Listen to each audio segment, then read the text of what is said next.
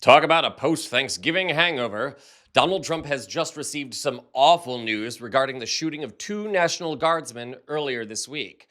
Before you let him blame it all on Joe Biden, who hasn't been in office in 10 months, mind you, you'd better hear this update. I'm David Reddish. Welcome to Occupy Democrats. And yes, once again, it's subscriber drive time for us here at Occupy Democrats. So make sure to subscribe to our channel to stay up to date on breaking news, get expert commentary, and help us fight back against Donald Trump and his band of drooling lunatics. Help us hit 2 million subscribers by the end of the year. Also, for those of you that found the painting of the gay Magneto disturbing, you can rejoice. I finally completed my new backdrop of Barry and Frank back there. Look at that. As for the big white blank wall, stay tuned. I have a major announcement coming. But first, on to our story. As you probably know, late Wednesday evening, Washington, D.C. became the site of a terrible shooting of two National Guards members, 20-year-old Sarah Beckstrom and 24-year-old Andrew Wolf. Beckstrom has died from her injuries, and Wolf remains in critical condition after they were both gunned down by 29-year-old Ramanullah Lakanwal. Here's a rundown.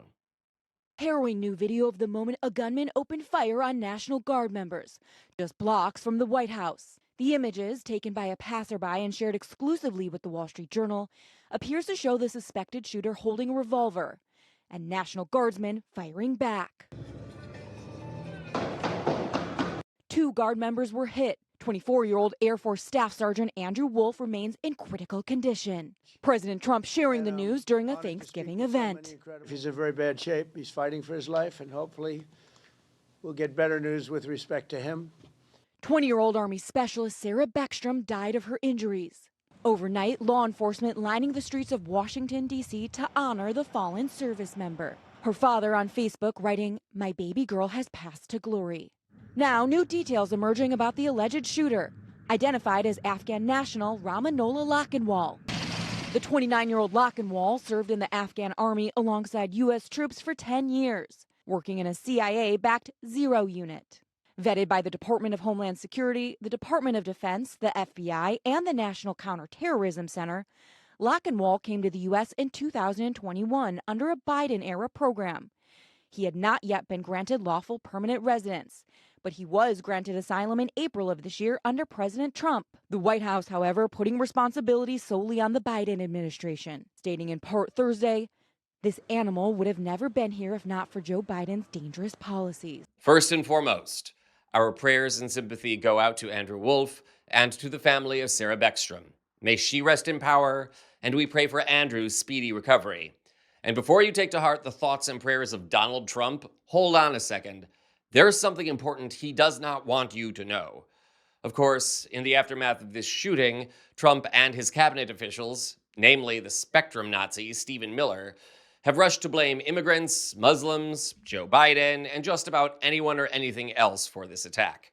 Ramanullah Lakanwal, the suspect, is an Afghan national living in the United States legally, and at the time of this broadcast, his motives still remain unknown. There is, however, something else important to know about this shooting, something that Donald Trump has done his best to downplay.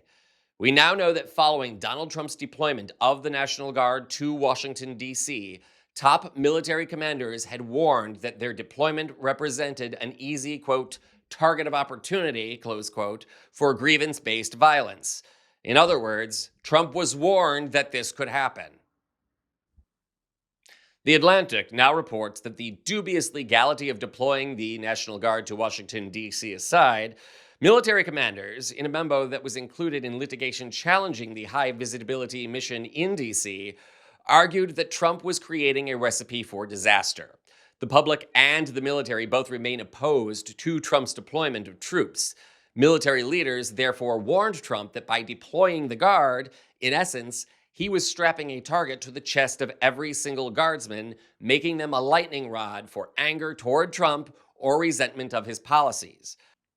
Worse, Trump has vowed to deploy even more troops to D.C. in the aftermath of the shooting, even as a federal court last week halted their deployment since it is most likely illegal. The same article argues the irony of Trump deploying the National Guard to DC, since that's the kind of thing we usually see in military dictatorships, not to mention Afghanistan itself.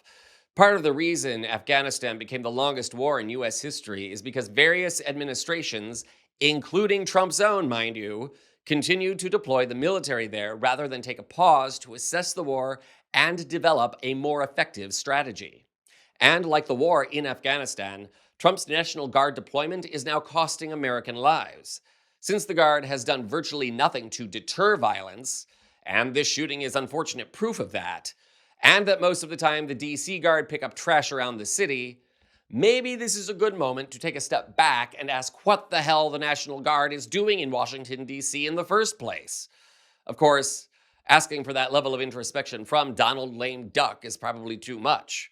Regardless, we will keep you up to date on the aftermath of the DC National Guard shooting and the investigation into Ramanullah Lakhanwal's motives.